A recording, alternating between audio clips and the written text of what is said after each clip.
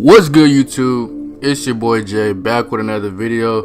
As I promised, today we have a build video. Now this build I've used to use in the past when I ran Dark Zone and when I've run PvE. You can use it two different ways. Obviously you have slightly different specs, but the build is still the exact same. I'll go in depth why I use the things I do, but before we get into the video, if you like any of my content, please like, comment, and subscribe. I'm gonna have a lot of fire content coming out. But anyway, let's get straight into it. So as you know, Tactician, I'm always running skill haste. I'm trying to shoot for max skill haste, so I got skill haste for my major attribute. Obviously, like, your stats for your holster don't need to be super high, but it's a plus if they are.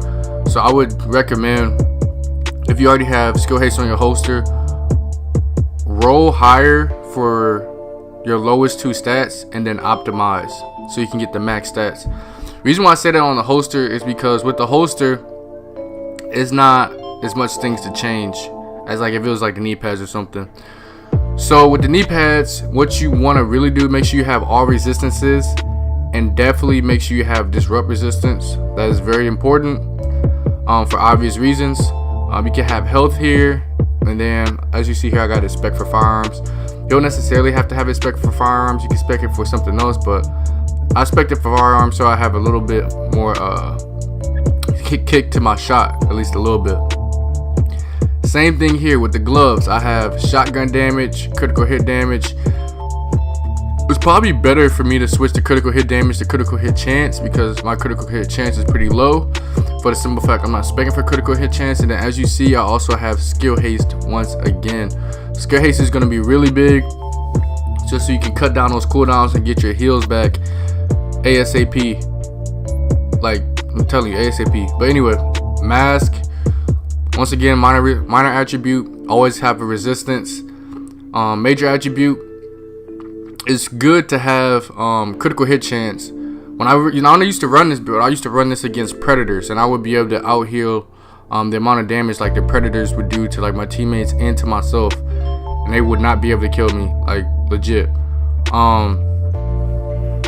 So I would at least have one piece rolled towards stamina.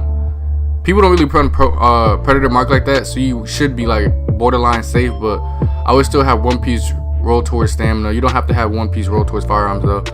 Then for the backpack, major attributes have health. Minor attribute, I have ammo capacity. It kind of depends on your chest piece. You can honestly run another resistance. It doesn't really matter. That's kind of up to personal preference. If you was to run like PvE for any of this stuff, you will have enemy armor damage instead, just so you can do a couple like extra ticks of damage for like the slots that I have like that's open. But anyway, and then we have the vigorous chest piece. I fucking love vigorous. My bad, excuse my language, but I love vigorous chest just because it gives you that overheal. So with this, you can honestly run booster shot, or you can run I can't even think of that heal. Oh, defibrillator, which are both good in their own way.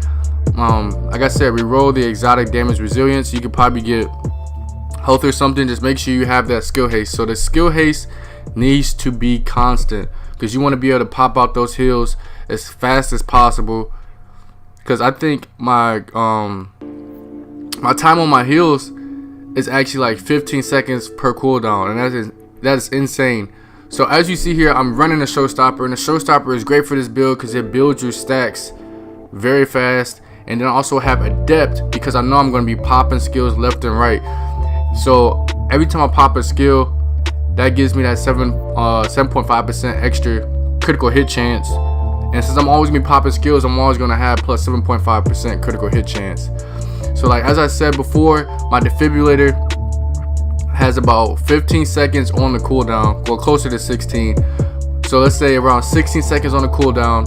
But then I also have my immune station, which will also be down. So I will be getting overheal from the defibrillator, and I will be getting overheal from the immune box. The reason why I'm not running recovery link is because I have all this healing, so it's just best for me to add on to my toughness at this point. So what I would change here, you should definitely be running triage. I don't know why I have on the move. It's probably like one of the late build saves. Like, don't you know how like you accidentally save something and put in the wrong spot? But you would definitely have triage here because you're constantly gonna be healing people. Then you're gonna have battle buddy. Reason why you have battle buddy is really good. You can pick your teammates up with defibrillator, and then you guys get 30% damage reduction for 10 seconds. It's pretty good. That's very good. Then you have critical save, which for obvious reasons that's important. You get extra damage resistance. And then you have strike back just for your cooldowns. So that pretty much sums up this build. I hope you guys try it out. This is a really good build. Great healer build. It's your boy Jay. Catch you on the next video. I'll have another one coming. Peace out.